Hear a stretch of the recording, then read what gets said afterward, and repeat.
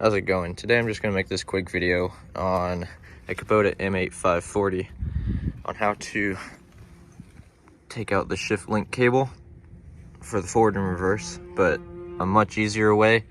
There's another video where this guy uses all crow's foot and stuff, and it doesn't really look that appealing, so this is a bit of an easier way to get here.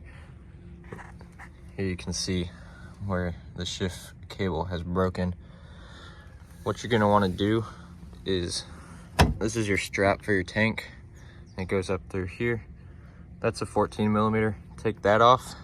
Okay, then take off, here's the step. Those are two 17 millimeters. You're gonna need a swivel joint to get to this one, but these are both 17s. Take that off, take the step off, pull your strap down like this, and let the tank rest right here where the step goes. Just be careful. This is, you got your wires there.